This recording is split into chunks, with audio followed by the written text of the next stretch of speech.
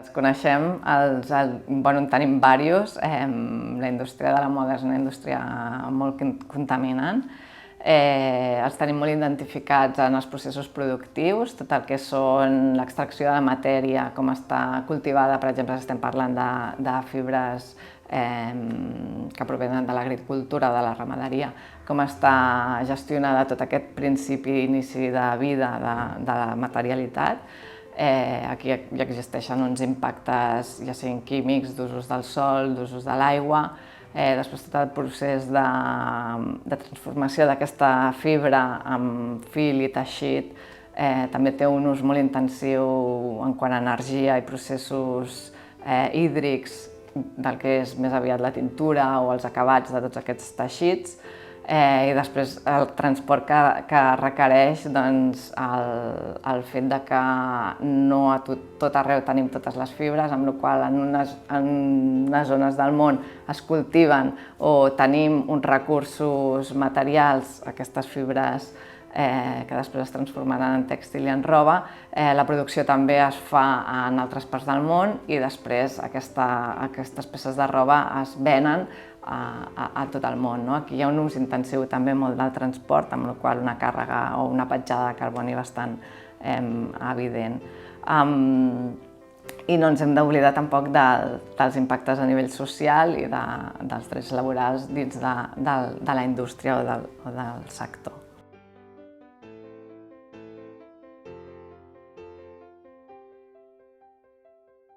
En la indústria tèxtil o dins la indústria de la moda tenim diversos models. Tenim aquest que és gran contaminant i consumidor de recursos, que és el fast fashion, aquest que ens insta tota l'estona a comprar i a consumir i que fa productes de baixa qualitat i la usabilitat que tenen és molt curta, amb la qual cosa l'impacte d'aquestes peces de roba és molt gran. Després tenim un altre tipus d'indústria que encara es manté una mica, que és la indústria de la moda una mica més convencional, que no fa 52 col·leccions l'any, sinó que fa 2 col·leccions, una primavera-estiu, l'altra hivern-tardor, que segueix una mica un ritme més pausat i que fa o intenta fer peces basades en la durabilitat i la qualitat. I després tenim un altre ritme que és una mica més el que ve del moviment de la moda sostenible, que és una mica aquest slow fashion, que aboga perquè el ritme de consum i de producció sigui més lent i més pausat i més reflectiu. Aleshores, ara tenim un ecosistema de la moda no molt diversificat, vull dir que tenim aquests 3 grans ritmes. Sí que és veritat que el que consumeix més i el que tothom té a l'abast perquè és el més econòmic és el del fast fashion, i aquest sí que és una indústria que s'ha de transformar vulgui o no vulgui. A nivell legislatiu i regulatori és una indústria que està com en el punt de mira,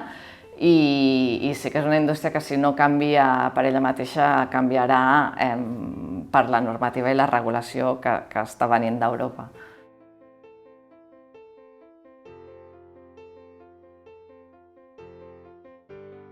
Des del clúster el que estem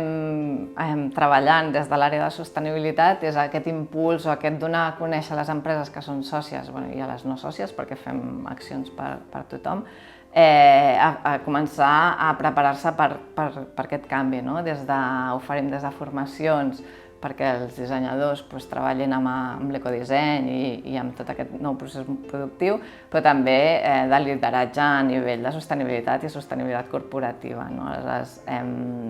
treballem amb les empreses des de generar projectes d'innovació en sostenibilitat dins dels seus processos, o sigui, molt a nivell operatiu, com també les ajudem a intentar a fer el seu propi pla de desenvolupament sostenible intern perquè tinguin un full de ruta els pròxims anys per saber què han d'anar canviant de les seves operatives, dels seus productes, dels seus proveïdors, de la seva forma de treballar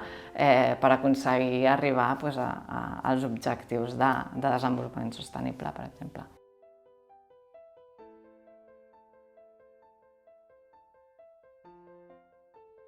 La tipologia d'empreses o socis que tenim són petites i mitjanes empreses, la majoria són totes d'aquí a Catalunya, són molt empreses familiars i normalment el clúster amb el que s'identifica és amb el cobrir una mica tota la cadena i les baules de la cadena productiva. No només tenim marques, sinó que també tenim industrials que treballen molt en el gènere de punt, per exemple a Igualada o a la zona del Maresme, que encara també es treballa el tema del punt. I després també tenim empreses logístiques, tenim escoles de disseny, amb la qual cosa intentem tenir o tenim de socis tot l'ecosistema que forma part de la cadena i d'aquesta manera també és més fàcil impulsar projectes transformadors perquè pots anar agrupant aquest tipus de diferents agents que participen en la cadena per poder generar projectes més transformadors.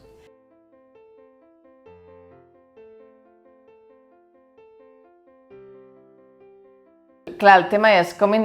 dissenyem al principi de la cadena perquè després aquestes peces de roba siguin fàcilment reciclables. Aleshores, quan comencem a barrejar composicions, cotó polièster, cotó acrílics, llanes acrílics, etc., que barreges fibres naturals amb fibres sintètiques, el procés de reciclatge final és més complicat. El procés de reciclatge químic necessita material verge, o sigui, si ja tenim les fibres juntes de cotó i polièster seran molt difícils de reciclar químicament. El reciclatge químic, el bo que té és que l'obtenció de la fibra resultant és de més bona qualitat. Aleshores, per fer una economia circular de cercle tancat dins el tèxtil anirà molt bé perquè la qualitat es pot mantenir. El que ens passa és que tenim peces de roba ja barrejades,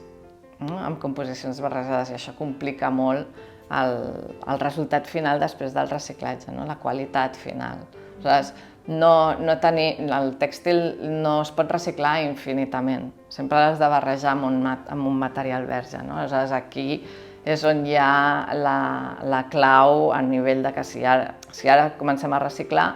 ho hem de començar a fer-ho bé i pensar bé què estem posant al mercat perquè després allò sigui fàcilment reciclable, no per començar a combinar composicions que arribarà un dia que ja no podrem ni distingir què portem.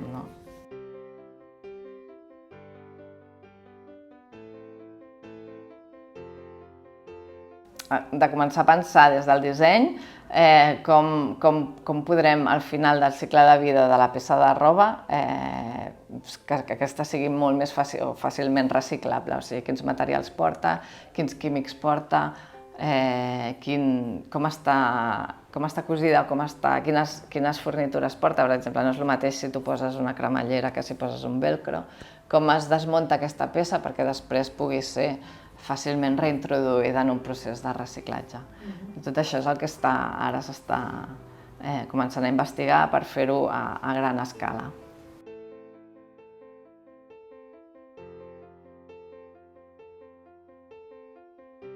O sigui, la construcció del teu armari és com un projecte de vida. Tu esculls quines peces de roba tens dins el teu armari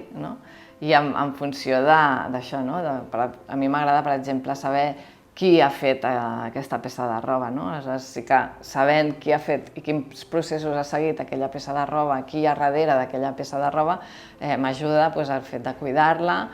m'ajuda en el fet de construir aquesta economia més local, per exemple,